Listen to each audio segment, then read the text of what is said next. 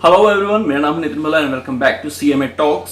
सो guys, ये है audit की एक सीरीज जिसमें आपके लिए कंसेप्ट की छोटी छोटी शॉर्ट वीडियोस आएंगी और मैं कोशिश करूंगा कि वीडियोस इंटरेस्टिंग रहे ताकि आपका जो इंटरेस्ट भी बना रहे और कंसेप्ट भी आपको इजीली समझ में आ जाए।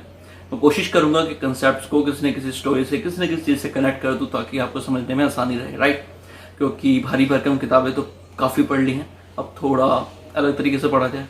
मैं आपको तरीका बता दूं मेरा पढ़ाने का क्या है, ठीक है। आज की इस वीडियो में कंसेप्ट्स कम होंगे बट एक इंट्रोडक्शन ज़्यादा होगा। मैं आपको बता दूं कि मेरे पढ़ाने का तरीका क्या है ताकि आपके लिए इजी रहे कंसेप्ट्स को समझना। देखो, मेरा पढ़ाने का मतलब थोड़ा सा अलग है, तरीका थोड़ा सा अलग है।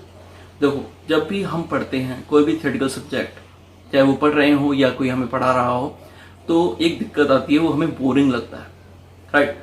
बहुत कम स्टूडेंट ऐसे होते हैं जिनका बहुत ज़्यादा इंटरेस्ट क्रिएट हो जाता है बट कहीं ना कहीं बोरिंग लगता है, हम उबासियाँ लेते हैं या नींद आ जाती है या हमारा ध्यान कहीं और चले जाता है। फिजिकली तो वहाँ होते हैं बट मेंटली वहाँ नहीं होते, ठीक है। तो उसका मैं आपको तरीका बताऊंगा जैसे मैं पढ़ाता हूँ। मेरा मानना है कि थ्योरी को थ्योरिकल तरीके से नहीं पढ़ना चाहिए, थ्योरिकल तरीके से बिल्कुल नहीं पढ़ना चाहिए। ऐसा इसलिए क्योंकि जो हमारा जो माइंड है उसमें दो पार्ट्स हैं। एक पार्ट क्या करता है, वो हमें पढ़ने के लिए कहता है, और हम जो पढ़ाई वगैरह कुछ भी करते हैं, कोई भी अच्छा काम करते हैं तो माइंड का हमारा वो पार्ट काम करता है।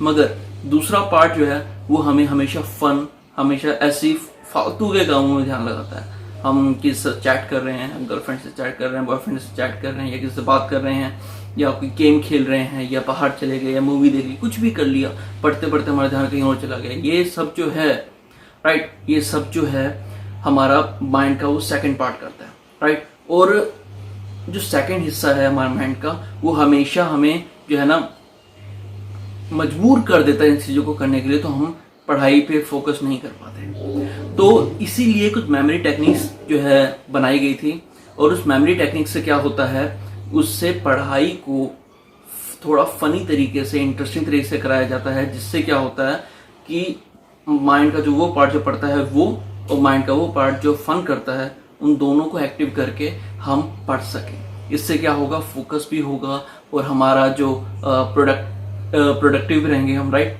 तो मैं ये कोशिश करूँगा आपको जो भी कराया जाए मोस्टली जो है वो इसी तरीके से कराया जाए। सो गाइस, इस वीडियो में मेरा टारगेट है, मैं आपको सिर्फ दो चीज़ें कराऊंगा। एक आपको अपनी लैंग्वेज में ऑडिट का मतलब बताऊंगा, एक अपनी लैंग्वेज में ही इंडिपेंडेंट एग्जामिनेशन का मतलब बताऊंगा। मैं आज आपको कोई डेफिनेशन नहीं कराऊंगा, कोई बुकिश लैंग्वेज नहीं होगी, राइट। बट ये दो चीज़ें मैं इसलिए समझा रहा हूँ ताकि आप प्रॉपरली, इजीली, आसानी से ऑडिटिंग को समझ सको, क्योंकि बेस स्ट्रॉन्ग होना चाहिए, राइट। तो शुरू करते हैं। सबसे पहले बात करते हैं ऑडिट क्या होती है। देखो, आपने कुछ सीरियल्स वगैरह देखे होंगे, कुछ मूवीज देखी होंगी जिसमें राजा महाराजा होते थे, वो अपने सिंहासन पर बैठे हुए हैं, उनका एक एम्प्लॉई आता है और ऐसे जैसे उनको खोल के वो पढ़ते थे ना कि किसी का लेटर लुट रहा है, तो ऐसे पढ़ते थे, तो ऐसे वो पकड़ के बताता था कि सर हमारे कि राजा साहब, हमारे पास इतनी ज़मीन है, हमारे यहाँ तक राज है, हमारे पास इतना गोल्ड है, हमारे पास इतना टैक्स कलेक्ट हुआ है, वगैरह वगैरह बताता था। और राजा आराम से सिंहासन पे ऐसे बैठ के ऐसे ऐसे बस मुंडी हिलाता था अपनी। तो ये क्या था, यही ऑडिट, ये ऑडिट, यस, यही ऑडिट। कैसे? देखो, ऑडिट का मतलब क्या है? ऑडिट का मतलब है अपने अकाउंट्स को चेक करना, राइट। अपने अकाउंट्स को चेक करना ऑडिट होता है। मैं फाइनेंशियल ऑडिट पढ़ा रहा हूं तो मैं अभी और कहीं नहीं जा रहा, मैं सिर्फ फाइनेंशियल ऑडिट की तरफ ही मुड़ रहा हूं कि अपने ही अकाउंट्स को चेक करना ऑडिटिंग है, कि क्या जो हमारे अकाउंट्स हैं वो ट्रू बने हैं एंड फेयर व्यू दिखा रहे हैं कि नहीं, true and fair view represent कर रहे हैं कि नहीं कर रहे हैं, वो सही बने हैं कि नहीं बने, कुछ चीज छुपी तो नहीं है, कोई फ्रॉड हुआ तो नहीं है। सपोज मेरा अकाउंटेंट है, वो मेरी अकाउंटिंग करता है, मैं उसे दो अथॉरिटी दे रखी है। सबसे पहली अथॉरिटी, जितना भी कैश, जितना भी एक्सपेंस होगा वो पास करेगा, वही कैश देगा। दूसरी अथॉरिटी, उसकी एंट्री भी वही करेगा। अब भाई साहब वो थोड़ा सा करप्ट निकला, उसने क्या किया, एक 10,000 का खर्चा, एक वाउचर पास कर दिया, राइट, और 10,000 पे जेब में डाल दिए और एंट्री भी कर दी। अब वाउचर भी उसने बनाना है, कैश भी उसने देना है, एंट्री भी उसने करनी है, तो भाई साहब कुछ भी कर सकता है ना। तो ऐसे करके उसने 10,000 का क्या कर दिया, फ्रॉड कर दिया। अब अकाउंट्स चेक भी वही कर रहा है, तो क्या वो 10,000 रुपए का फ्रॉड मुझे पता लगेगा?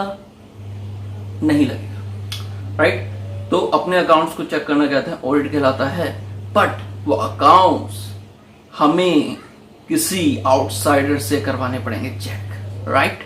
सो गाइस, अब हमने समझा ऑडिटिंग होती है अपने अकाउंट्स को चेक करना कि क्या वो true and fair view represent कर रहे हैं, क्या उसमें कोई फ्रॉड तो नहीं है, क्या उसमें कोई मिस्टेक तो नहीं है, और जो एंट्रीज हुई हैं एक्चुअली जितना पैसा आया है, जितना पैसा गया है, या कोई भी ट्रांजेक्शन हुई प्रॉपरली रिकॉर्ड हुई कि नहीं हुई, ठीक है? ये हमारी लैंग्वेज में होता है। बट मैंने एक एग्जाम्पल दिया था कि जो मेरा अकाउंटेंट है उसने फ्रॉड किया और वही चेक कर रहा है, तो वो मेरे को फ्रॉड चेक करके नहीं देगा। इसलिए मैंने कहा जो ऑडिटिंग होगी वो एक आउटसाइडर पर्सन करेगा। यहाँ पे एक कंसेप्ट आता है इंडिपेंडेंट एग्जामिनेशन, राइट? इसकी डेफिनेशन में भी वर्ड यूज हुआ है और इस बहुत बड़ा वर्ड है, बहुत ही इंपॉर्टेंट वर्ड है। मैं आपको अपनी लैंग्वेज में से समझाता हूँ, उसके बाद बुकिश लैंग्वेज में भी कर लेंगे, ठीक है? अभी सपोज करो मैं एक सेमी क्वालिफाइड चार्टर्ड अकाउंटेंट हूँ। सपोज करो मैं एक चार्टर्ड अकाउंटेंट बन चुका हूँ, मैं एक ऑडिटर हूँ और नया ऑडिटर बना तो मुझे मेरा एक बेस्ट फ्रेंड जो था उसने कहा था कैसी बात है, मेरी ये कंपनी है, ठीक है? कहता तूने ऑडिट करनी है, नो प्रॉब्लम भाई सब कर देंगे। कहता ठीक है ऑडिट तो करनी है बट नहीं भी करनी। मैं कहा मैं समझा नहीं। कहता देख ऐसी बात है, मेरे अकाउंट्स पे तूने ऑडिट रिपोर्ट देनी है, ऑडिट रिपोर्ट में वो लिखना है जो मैं कहूँगा, तुझे कुछ करने की जरूरत नहीं, बस रिपोर्ट बना के हमें दे देगा। मैं कहा ये क्या मतलब है?